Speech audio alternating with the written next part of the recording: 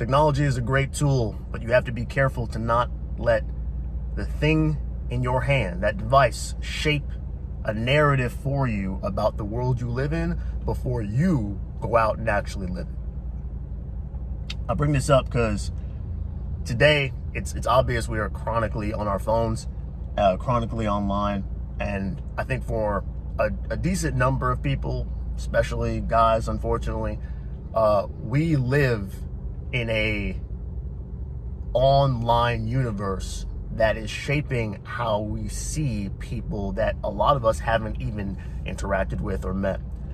And unfortunately, what that does is it places expectations on the world and the people around us that aren't actually in line with reality. There's a lot of people, and I'm about to go in the gym, and I saw this the other day, which is why I kind of bring it up. A lot of people are on their phones wherever they go, right? Like, I sit in this car and do this with you because when I go in the gym, my phone is in my fucking pocket. Unless I'm taking it out to physically write something down or about my workout, my phone's not coming out after that.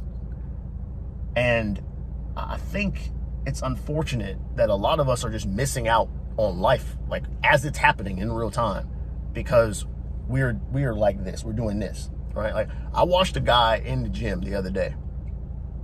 He was sitting on the leg press, right? I was doing squats.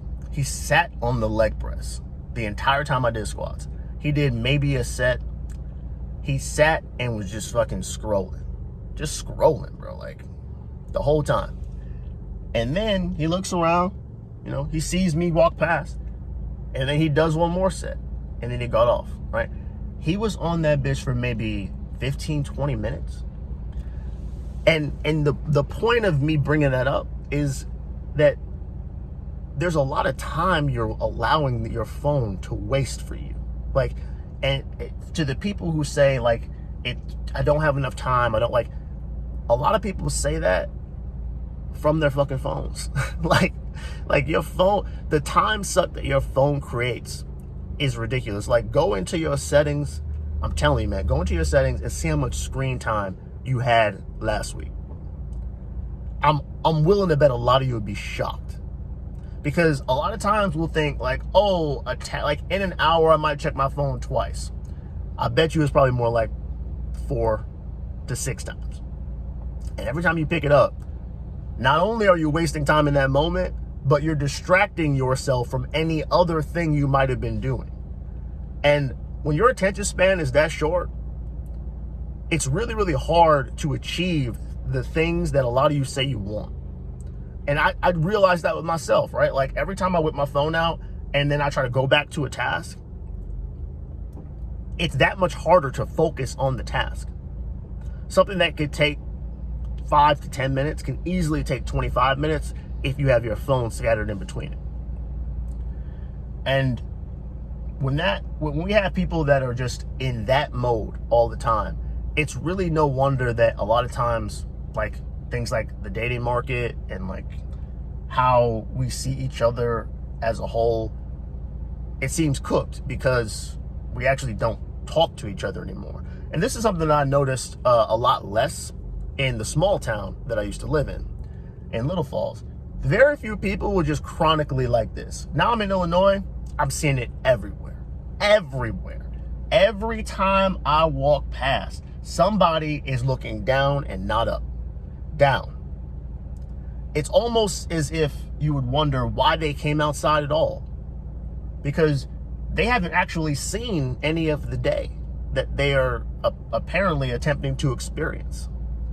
And then those same people will talk about how tough the world is, how meaningless it all feels, how hopeless it all feels. A lot of the reason a lot of us feel hopeless is because we are looking at the world through a lens that isn't ours. You're allowing the algorithm to dictate what you think about life, what you think about the world and the direction it's going. I'm not saying you should be completely naive and oblivious to what's happening in the world outside of your immediate group, But I do think it's important to, before you try to take on everything else, try to conquer your area first.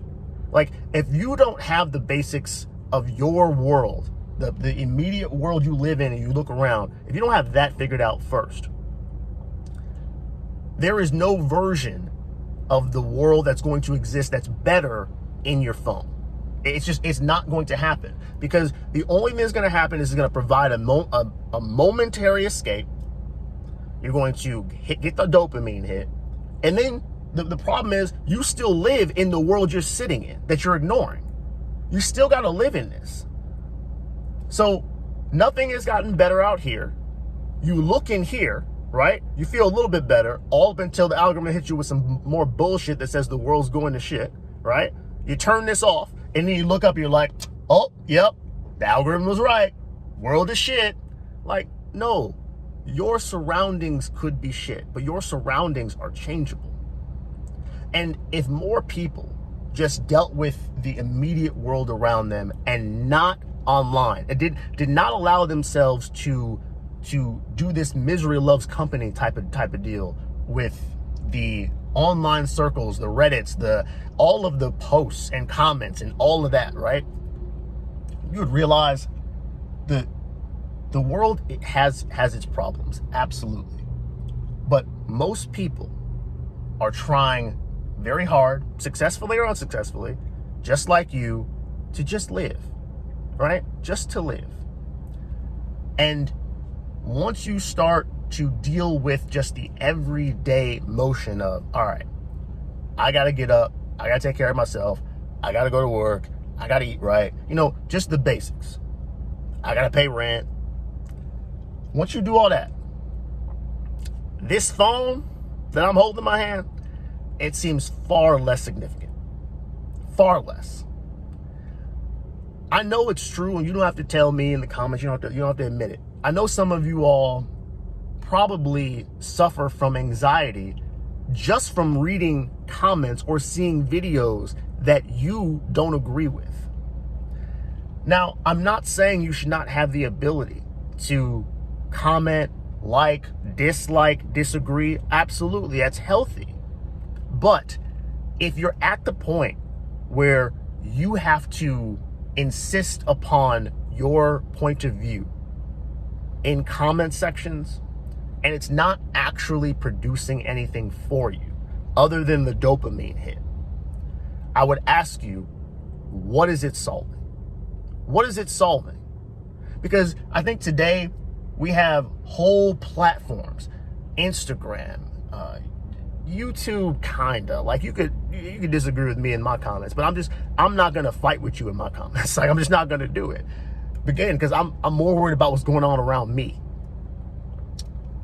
Instagram, Facebook, Reddit, we are slowly devolving into people who are far more concerned with karma and thumbs up than we are how we're actually doing and producing. And that is concerning, because when I look around, I see a lot of people who see the world as if it's this unattainable, unachievable landscape that no one can conquer. And ironically enough, for the people who are paying attention, that's actually making it easier for most of us to actually conquer it. Like, I talked about this when I worked at Domino's. I gave up my nights and weekends, and I made an extra $3,000 a month or more. Nights and weekends, that's all I gave up. 3-4 nights a week, that's it. $3,000, extra $3,000 a month. But when I talk about that to other people, they don't hear me. They don't hear me.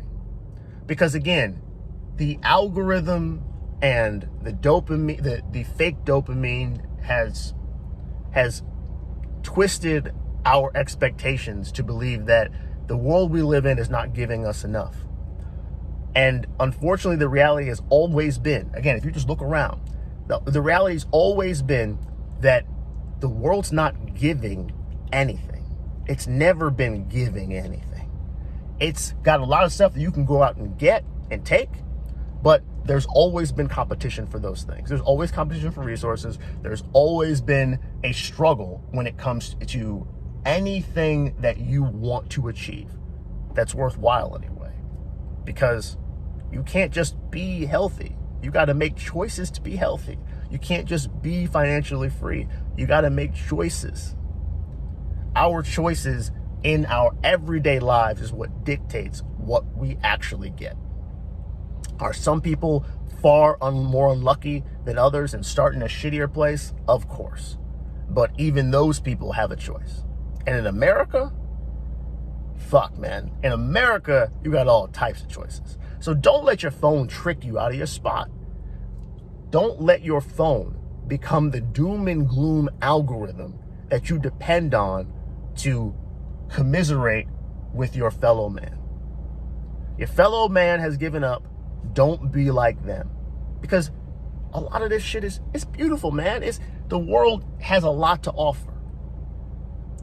Your phone is taking you away from that so that you stay addicted. And as long as you're addicted, the machine keeps making money. If y'all, to the people who told me you really hate capitalism, then turn the machine off, bro. Turn the machine off and focus on what's right in front of you. I promise life will be a lot better. At least it was for me. Anyway, that's all I got to say. I got to get to the work here in this gym. I will talk to y'all later.